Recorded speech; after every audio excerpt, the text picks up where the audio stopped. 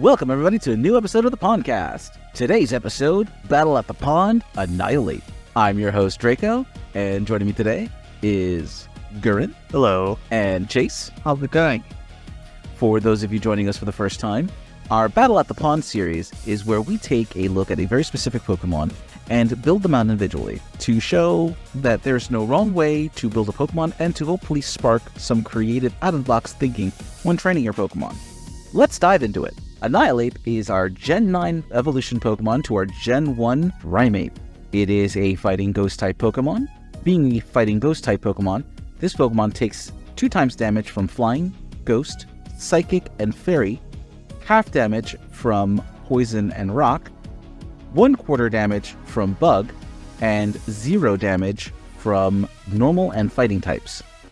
Its abilities are Vital Spirit, where the Pokemon cannot be put to sleep while having the ability, Inner Focus, where the Pokemon cannot be flinched unless it is hit with Focus Punch.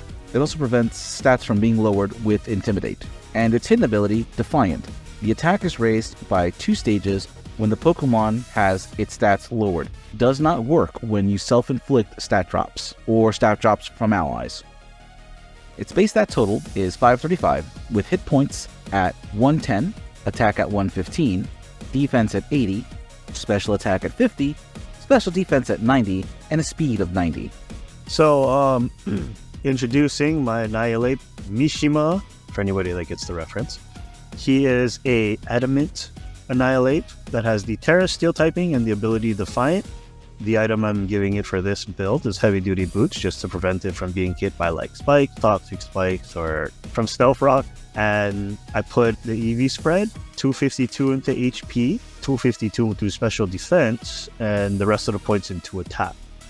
The reason for this is because of its moveset, right? Like, I think Rage Fist is like a very big staple on the Pokemon, which is the first move that I put on there. I put Drain Punch to help with sustainability, and I also put Bulk Up to deal more damage and put more sustainability on it. And for the last move, it's kind of a toss-up depending on how you want to go about it. You can either put Protect, or you can be like Bad did and put Terra Blast, so that you have a move to use against other Fairy types. For the Steel Terra typing, I thought because of like all the weaknesses that Annihilape does have, I thought Steel would be the best option in terms of resisting most of those moves that he's weak against, or at least making it neutral, so that like, yeah, you know, more sustainability and being able to gain the stacks on the Rage Fist.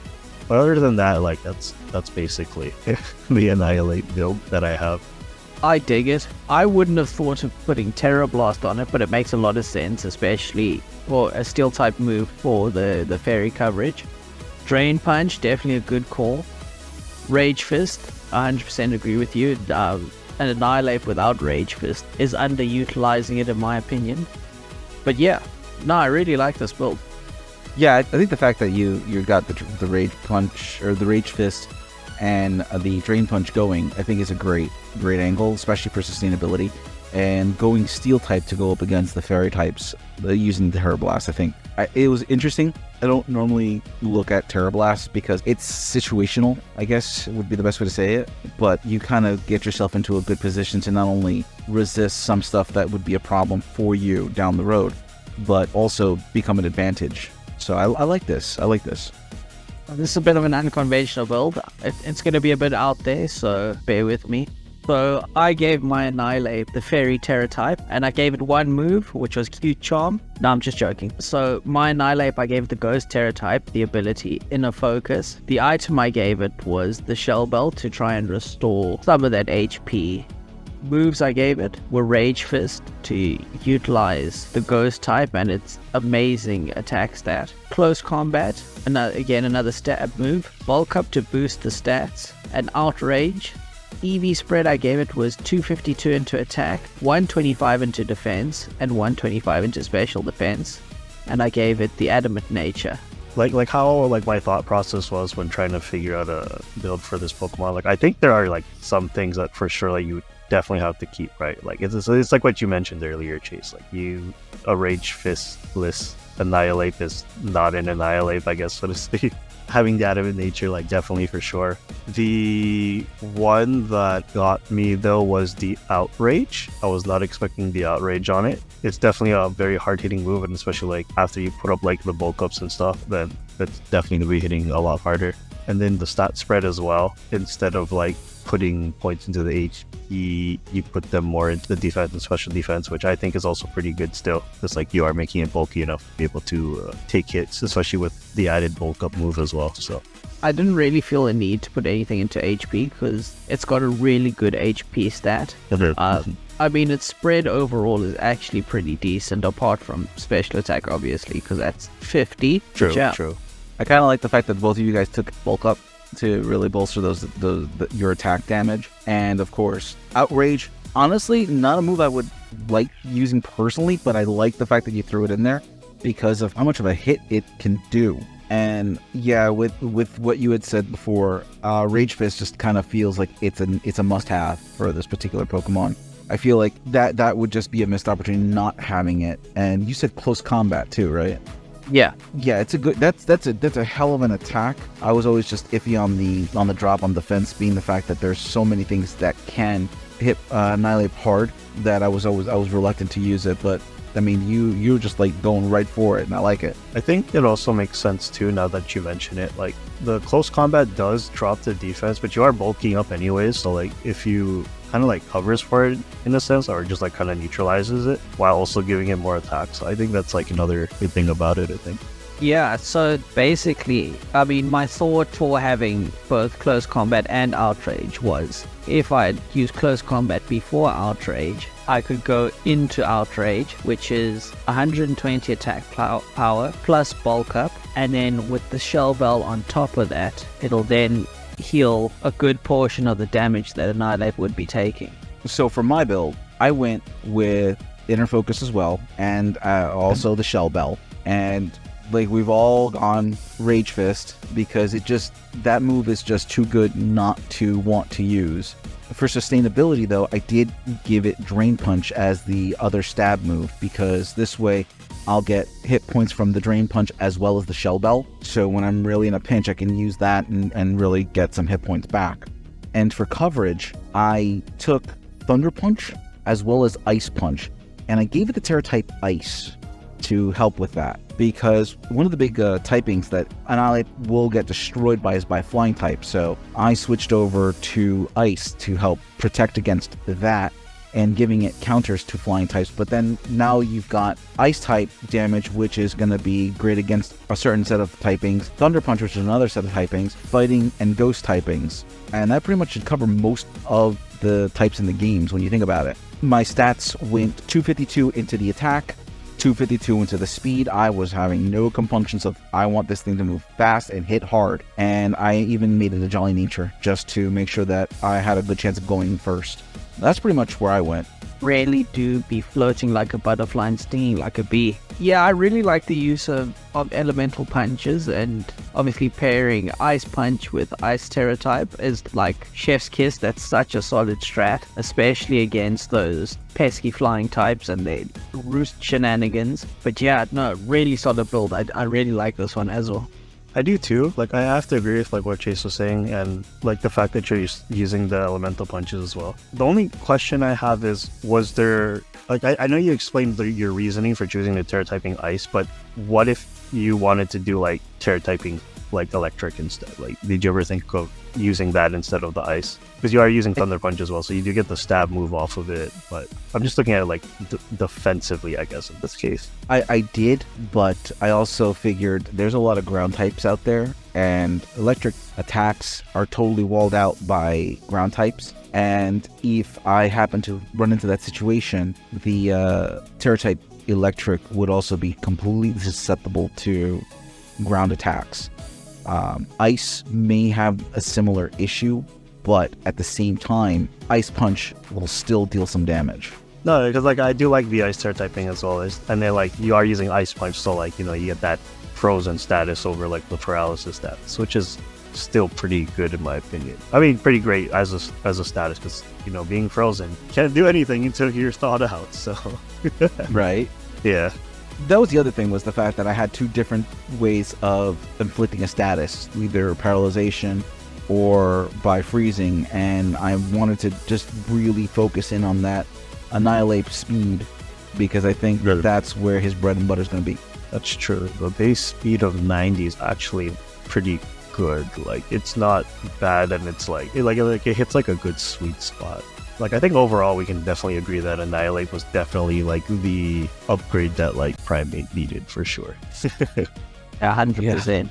Now, what I was thinking was, you could actually pair Annihilape in doubles with a Pokemon that has that can do skill swap contrary, and this is where close combat comes into play. You can swap out any of the moves for close combat, and now every time you use it, instead of your defense and special defense going down a stage, it goes up a stage, and that's what's going to make Annihilape so much more of a threat.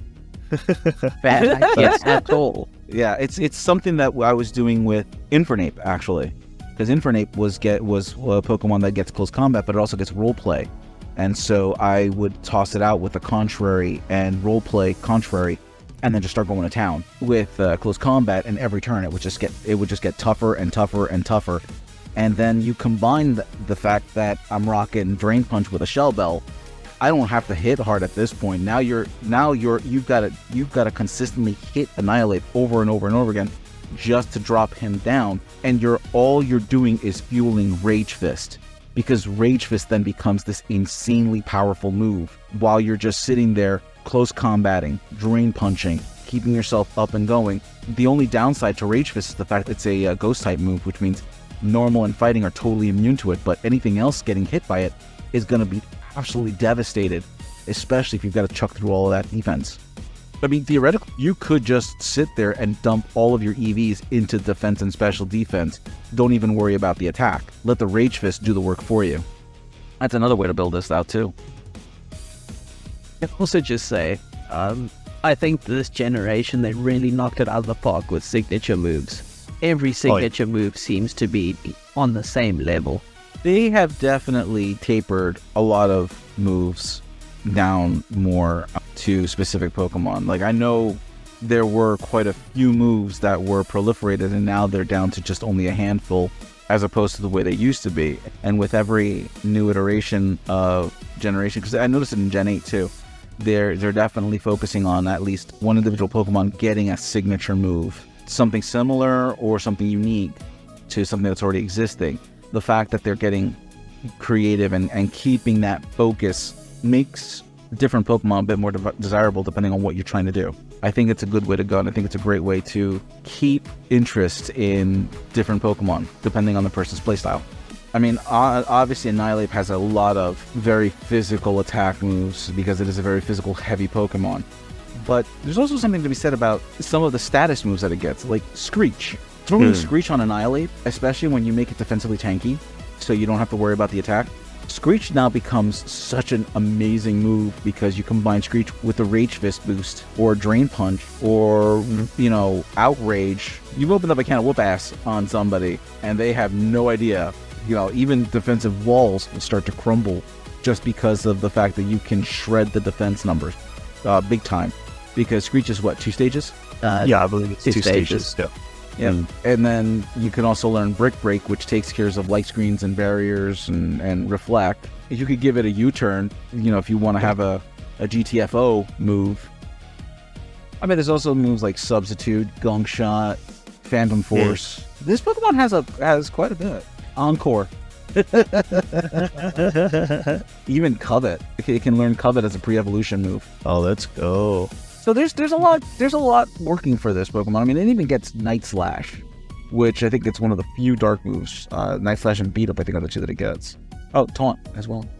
It's weird. It does get some dark moves. It gets Thief. It's really a versatile Pokemon depending on which way you want to roll it. Just don't make it a special attacker.